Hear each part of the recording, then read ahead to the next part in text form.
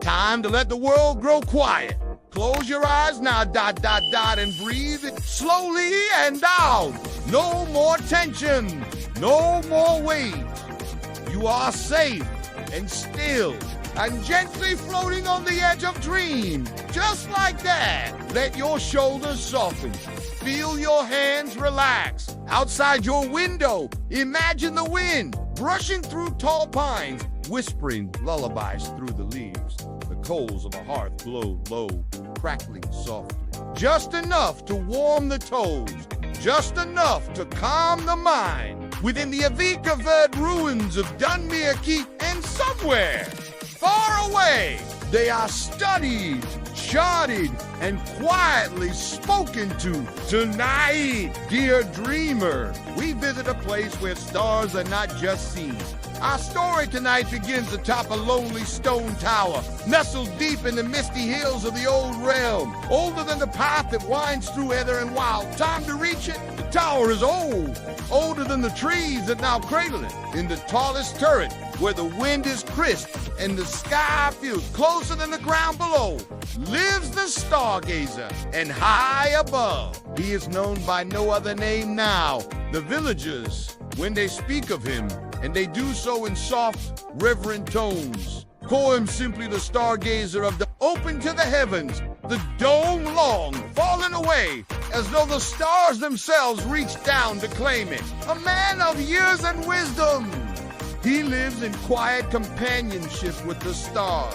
His robes are thick wool, patched with age and love, and smell faintly of parchment, beeswax, and sweet herbs hung too dry. His beard is long, silver white like frost upon a windowsill.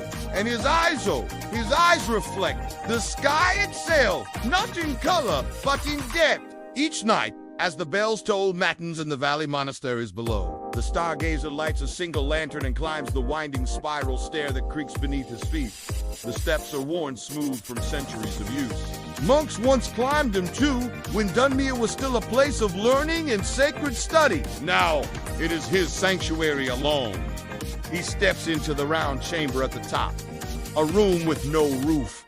Here, he sets down his lantern and begins his sacred ritual. With careful, practiced hands, he opens a velvet-lined case, revealing a gleaming brass astrolabe crafted long ago by the monks of Each etched line, each turning wheel, tells a story, a measurement, a whisper from the cosmos.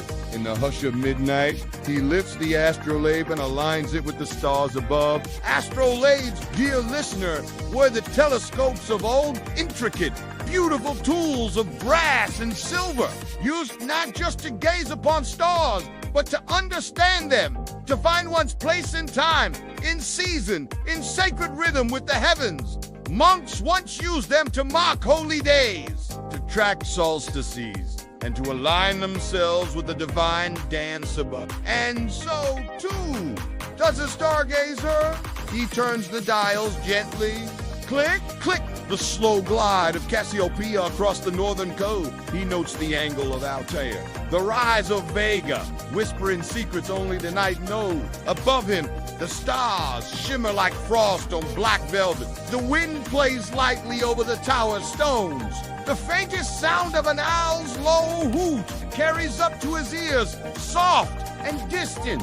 And from far below, he smiles, and every star a letter in the language of the divine. He records what he sees in a thick leather-bound journal, its pages worn, ink faded in places, but always neat, always precise. What guides each star's position, the hour of its transit, the feel of the air, even the taste of the wind. You never sleep, do you?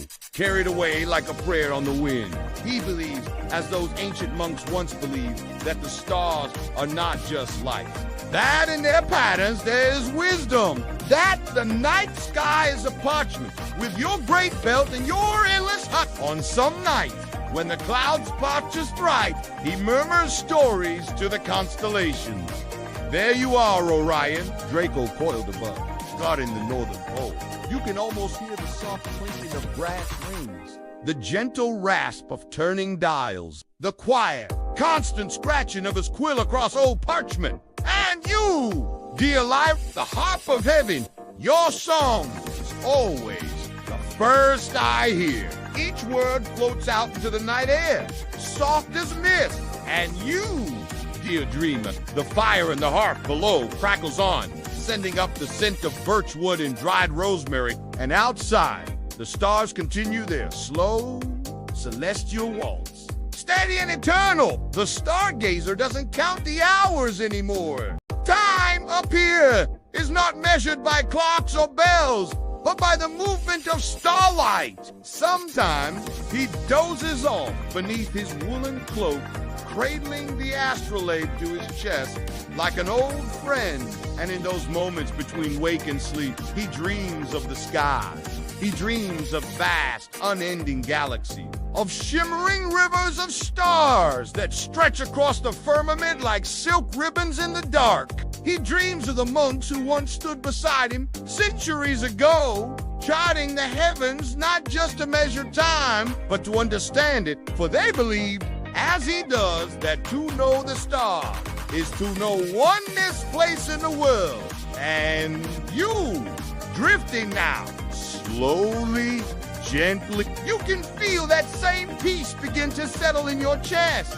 You are part of this great dance, too. Part of this ancient rhythm. You, too, are a star, softly glowing in the tapestry of night.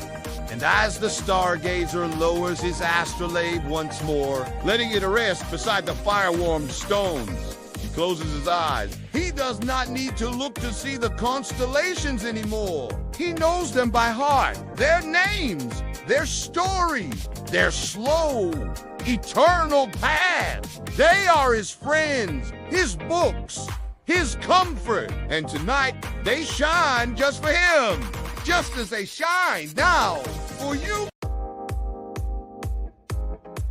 As they do when one stops measuring time by clocks and starts listening instead to the rhythm of the sky. The air grows cooler. A soft breeze stirs the curtainless archway, carrying with it the sweet, earthy scent of moss and damp stone. It moves like a whisper through the chamber, brushing over ancient tomes stacked in crooked piles and fluttering the pages of half-written notes. The stargazer sighs. A content! Quiet sound! He leans back in his old wooden chair, its joints creaking familiarly, like the voice of an old friend. Above, the stars shimmer brighter now. The deepest hour of the night has arrived, when even dreams sleep in silence. He reaches for a second object, kept safe under a linen cloth. An armillary sphere, its brass rings catching the starlight, glowing faintly like golden halos. Each ring represents a part of the cosmos, the path of the sun, the curve of the moon, the great celestial equator. He turns the ring slowly, smoothly. Click, clink, whisper. You can almost hear the soft friction of brass against brass, polished over centuries by gentle hands. The stargazer murmurs to himself, his voice barely louder than breath. To chart the heavens is to touch the divine, he says, as if repeating a vow made long ago. And indeed, the ancients believed it. In monasteries, abbeys, and towers just like this one, scholars and monks once spent their lives watching the sky, not to control it, oh no, but to listen to it, to understand the timing of the equinox, to know when to sow seeds, when to honor saints, when to light the great festival fire. They were readers of the stars, and the stargazer is among the last of them. And tonight, just as he has every night for decades, he finishes his observations and closes his journal with a soft thud. But he does not leave. No, this is the part he loves most, the part he never writes down. He simply sits and listens to the stars. Yes, but also to the world beneath him. Far in the valley, a stream glides over a smooth rock. Its gurgle is faint, but constant. A fox stirs in the underbrush below. Its steps are cautious, soft, and the trees, those tall, faithful signals sway with the night wind. their leaves rustling like silk skirts dancing across a stone floor. Can you hear them too? That quiet music of the world, not made by instruments, but by nature itself. It is the oldest lullaby. And in this moment, you are there, sitting beside the Stargazer. The tower crude against your back, the stars above you in infinite numbers, each one flickering with ancient light. Their stories written not in ink, but in glimmers. You breathe the scent of wild thyme and the faint metallic dance of old brass. You breathe out, and your breath joins the wind, becoming one with the night. The Stargazer, noticing you beside him, turns slowly and smiles. Not with surprise. No, he always knew you'd come.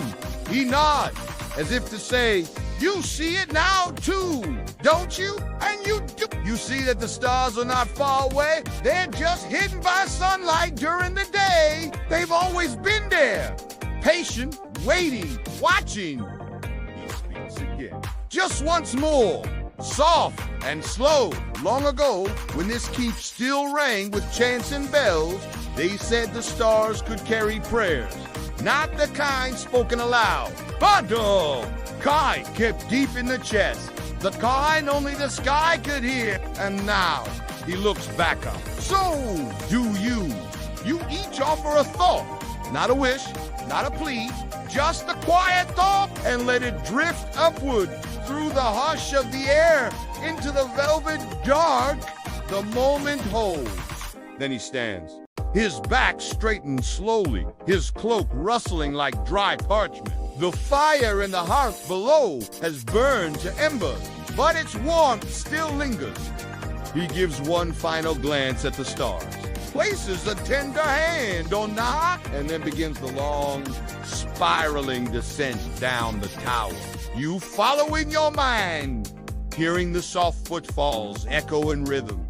Step, step, step, until he vanishes below, swallowed once more by the quiet stone walls of Dunmere, and the stars remain, still watching, still waiting, still whispering the secrets of time and space to any soul still enough to listen.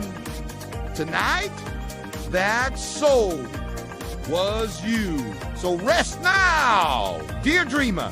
Drift with the wind, float with the stars, and let your breath become the rhythm of night.